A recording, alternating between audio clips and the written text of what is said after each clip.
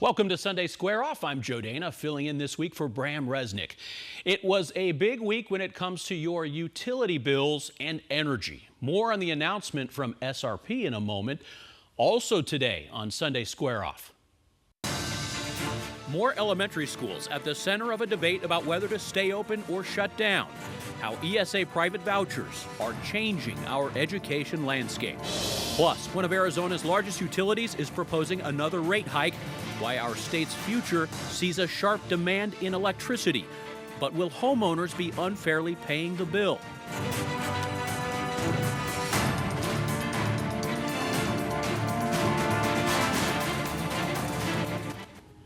We begin with a big shift in the way people you rely on to keep utility companies in check do their jobs. The Arizona Corporation Commission held what may be its biggest vote in years, passing by a 3-2 majority a new plan for how it regulates utilities, including the big ones, APS and Southwest Gas. But critics are asking, why was such an important decision rushed? Give us feedback. Commission Chair Jim O'Connor acknowledged there were questions about whether a new model of overseeing utilities, known as formula rates, was the right path for the commission to pursue. In October, O'Connor asked his staff for a legal opinion and invited community leaders to continue collaborating with them. And I eagerly look forward to that kind of input in our next workshop. But there was no workshop and no publicized legal opinion. Instead, Move the item for a vote. O'Connor and Commissioner Nick Myers released a new plan that led to Tuesday's vote.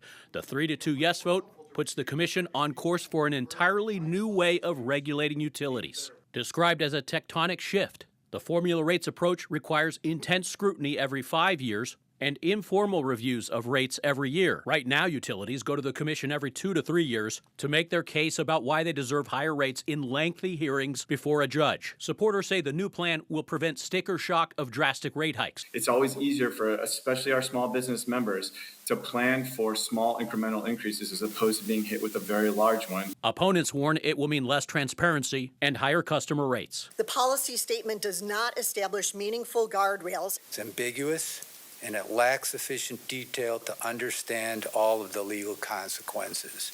It's not changing any of our existing ACC rules. It's simply giving the option to the utilities to reduce the number and frequency of the rate cases, which is ultimately a good thing for customers. Whether this is actually a good thing for consumers is a point of contention. Joining me are Paul Walker, an energy markets consultant who represents utility investors, and Karen Potter of SWEEP, an energy efficiency advocate. All right, you represent both sides of the rate formula debate. Paul, let me start with you. The Arizona Free Enterprise Club just weighed in on this, saying the commission rushed through approving new rules, masquerading as what they call a policy statement that could insulate utilities and the commission from having to face ratepayers in future years. What's your response to this conservative group's anger over this vote? Well, I'm glad you said conservative. That's putting it mildly. The Arizona Free Enterprise Club is one of the farthest right organizations that we have. Okay, so their perspective is very much against anything that would help with climate issues, energy issues. But a lot of people share their opinion that this will lead to baked-in higher rates and less transparency. I'm not saying some people don't share their opinion. Okay. That's true. So what's your response to that idea that this will lead to less transparency for us consumers? Okay, that's a great question.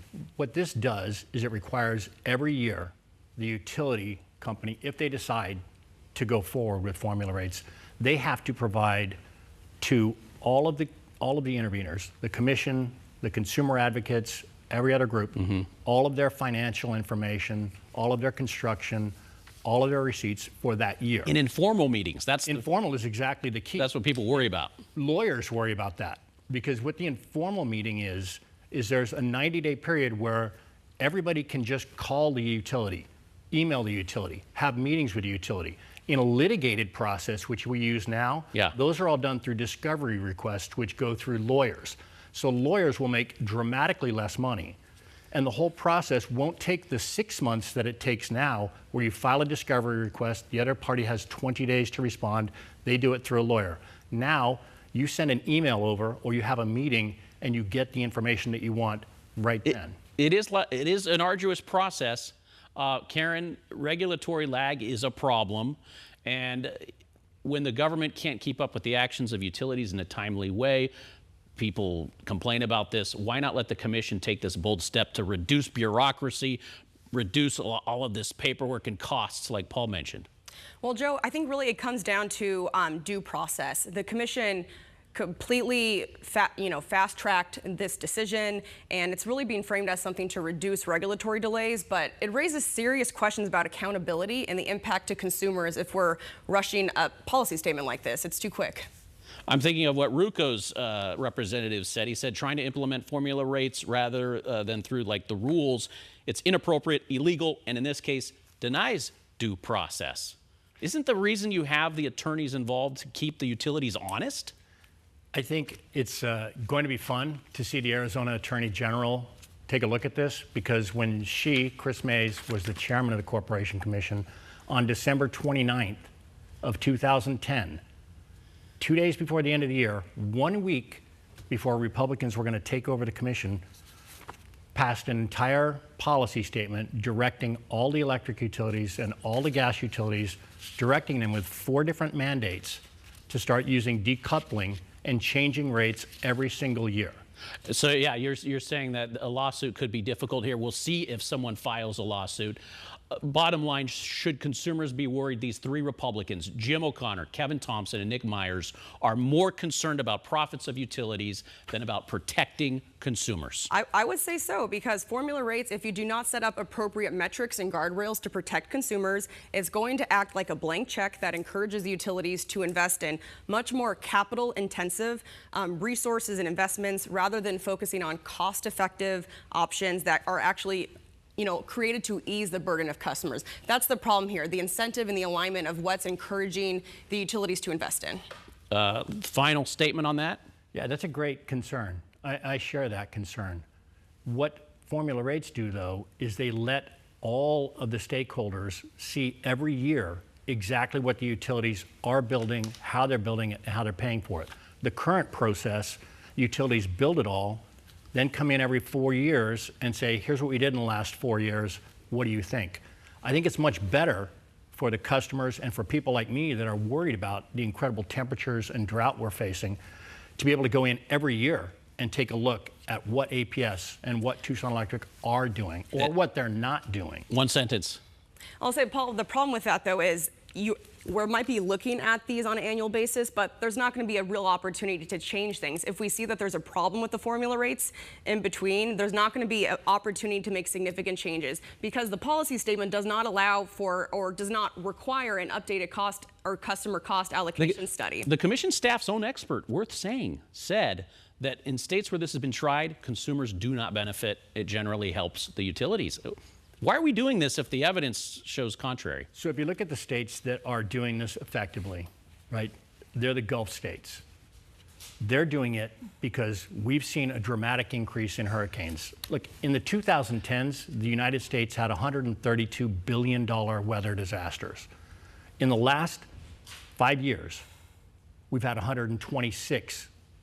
Sure. So what's happening is there's a dramatic increase in negative weather events, extreme weather events. Formula rates allow utilities like across the South, where they're dealing with these hurricanes, to implement infrastructure fixes to get themselves ready for it. Well, I look at Arizona and the amount of air conditioning we're using and the amount of AI data centers that are coming here. From a Wall Street perspective, I see the same problem. Okay. We dramatically need to invest.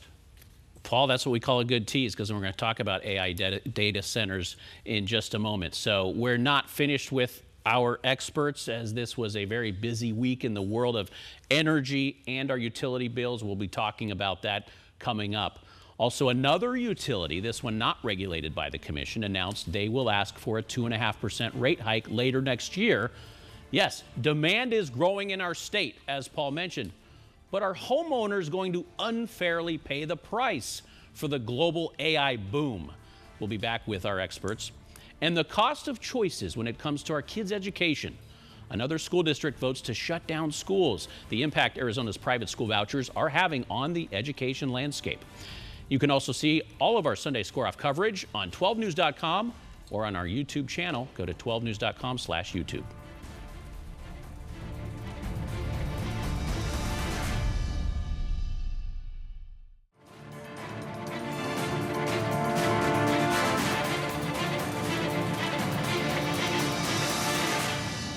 This week, SRP gave the public a heads up way in advance, saying they plan to ask their board of directors to raise rates 2.5% beginning about a year from now. Now, we're used to seeing rate hikes in Arizona lately as utilities have faced inflation costs, fuel increases, and these predictions about growing demand, sharp demand. But where is it coming from? It's actually not homeowners, it's manufacturing and AI.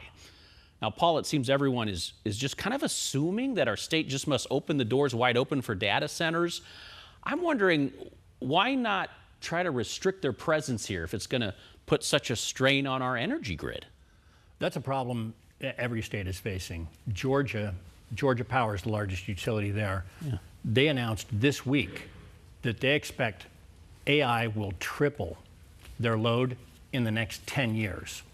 Nationwide, the predictions are about 177% increase to power just from AI. So all those cool apps that you have on your phone or your computer Sure. that you think are free, they're not. They're going to show up in your electric bills. So did we all, though, enter this social contract to say we should just build as many as we can? If they want to be here, let's do it? That's my question as I hear people debating this. Well, I would say no. I think the biggest part of the regulatory compact is ensuring reliable, affordable service for customers. But notice those are pre-existing customers, and what's coming online, these are, prospective businesses that want to come into Arizona. So if businesses require this much power to come in from data centers, advanced manufacturing, there needs to be some, there's got to be a give and take here with some requirements for energy efficiency or some, coupled with some type of load management program for these data centers, because that's the only way we're going to ensure that we're making this fair for all customers. And Paul, isn't it fair to say that these companies should pay at least the same amount as homeowners and schools or more per kilowatt? So this is where, I've worked for Wall Street for 20 years and utilities for about 20 years on this. This is where I'm in total agreement with the energy efficiency advocates. I strongly believe that when you talk about bringing in a massive load, massive water consuming project that has 24/7, 365 demand, you're reshaping the power curve, and it is going to drive up prices for customers. The only solution to that is we need some sort of holistic approach as a state that limits and organizes it, or the commissions are going to have, the corporation commissioners are going to have to say, there's a new rate for AI, and it's much, much higher than what residential customers pay. Because for myself, I think I'd rather have people living in air conditioning they can afford than have AI chat that people can have fun with on their phone. Great point. Let's go to a couple maps. Data from the Energy Information Administration shows in 2023 the three big for-profit power companies regulated by the Commission, APS, Tucson Electric, UNS. They charge an average price per kilowatt hour that was 11th highest compared to averages of 48 states. For residential price alone, the 2023 average ranked a better, 19th highest. But through August of this year, they've gotten relatively worse, and in the Southwest alone, 4 states are significantly lower than Arizona's big 3 for-profit utilities. Look at that. New Mexico, 52% lower. Colorado, 18%. Utah, 59%. California is the exception, though it's unusual because total bills are actually slightly lower in California than here because of the amount of energy they use. But let's talk about this. Is this a time to talk about raising rates in the next 2 or 3 years when we see where Arizona sits right now? Well, I'll say I think the big problem here is when you're seeing such high electricity rates or high electricity costs in Arizona, I think the real problem is not just that, businesses are coming in, there's economic development. Yeah. I think it's more of an issue of system inefficiencies. To me, if you're having high consumption and extremely high rates as well in a state like Arizona that's very new, to me, this screams major issues in terms of efficiencies in the system. So we need to do what we can to incentivize improving and modernizing our system to reduce that pressure on electric rates. Paul, from 2020 to 2023, the annual growth rate for retail sales in the commercial sector on a whole was 12 times that of the residential sector. Average residential usage declined 5%, businesses 10% in an increase. When we hear APS say there's unprecedented demand coming, it's not from the homes, it's not from us. Why should we be expecting to pay even more? Well, on the home side, there's 2 different ways to measure. One is the amount that you have to build for the new homes, and that's one thing. But Sure.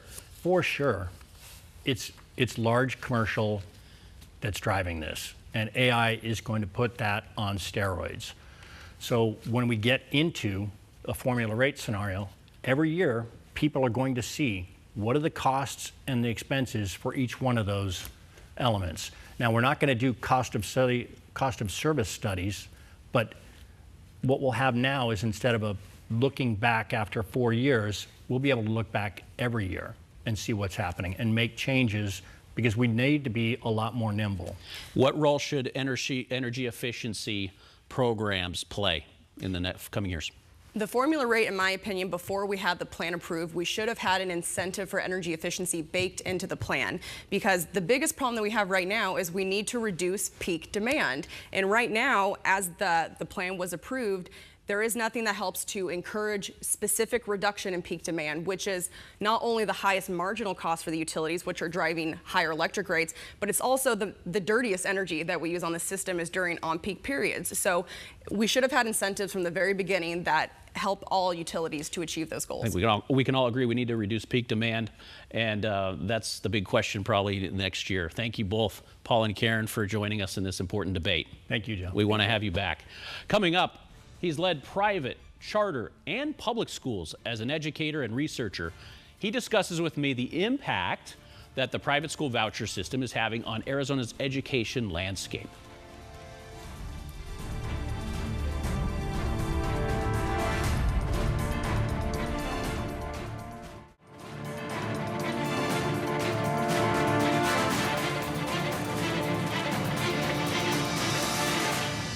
Welcome back. Arizona's expansion of private school vouchers, allowing any parent, regardless of their income level, to use taxpayer dollars for religious and homeschooling, has no doubt benefited many families. Enrollment of ESAs is now more than 83,000 statewide.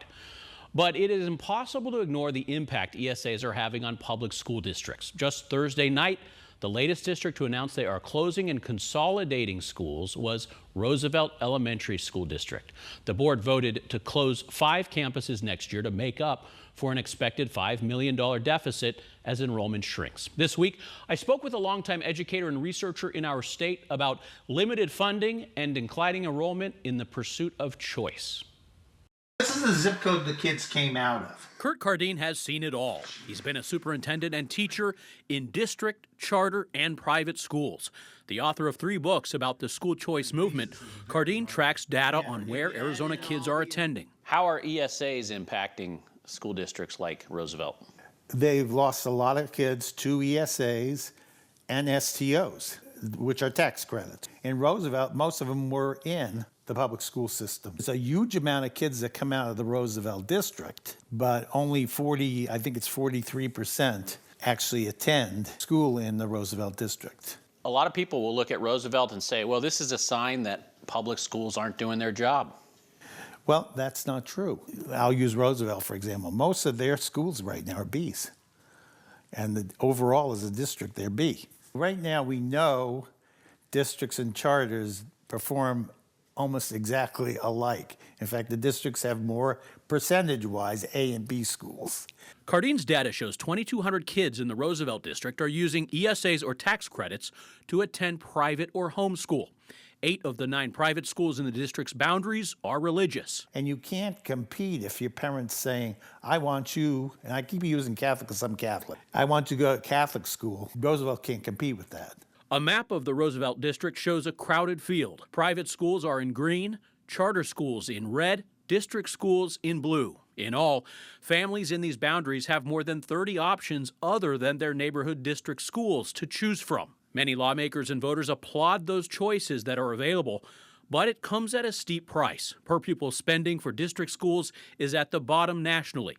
Superintendent Tom Horn recently acknowledged districts are underfunded and said the ESA program needs more administrators to run it. So here we have the state. It now has 3 separate education systems that it is supporting. Have we spread ourselves too thin? Yes, we're letting money go where it really shouldn't be going. We shouldn't be subsidizing somebody who can afford to pay. Cardine would like to see universal ESAs limited to lower income families. It's too expansive. It's treating our state taxes as entitlements. And he'd like to see a new commitment from voters and lawmakers to demand better funding for school districts. You own your public schools. You as a taxpayer, I'll quote the Beach Boys on this, be true to your school. The problem is the local school has high turnover. They can't keep enough teachers. And you got parents, they start seeing issues and they think, well, I'm going to go look for another school or maybe a charter. Or now, okay, you know, maybe I'll look at that private school with the ESA I can get. Yeah. And then what happens to the school that's still trying to keep up with salaries? They've got less money to do it, so they have to cut staff. If there's no way to curb the growth of ESAs, what are you most concerned about as it relates to the ability of school districts to maintain the quality of education they have now? Well, they're already charging for things that they didn't charge for in the past, sports, clubs, etc. And that's pathetic. So they're going to ask more from parents. Right. What about just the structure? Because we know some schools just are closing. Yes. Do you foresee that happening more throughout the state? Yes, the data's showing there's a lot more that have lost children than that have gained students. Another reason school districts are closing schools, declining birth rates. Scottsdale Unified, Paradise Valley, and Glendale Elementary districts have closed schools in recent years. That's our show for this week. Thanks so much for joining us, and we want to thank our guests as well. We'll see you back here next weekend for another round of Sunday Square Off.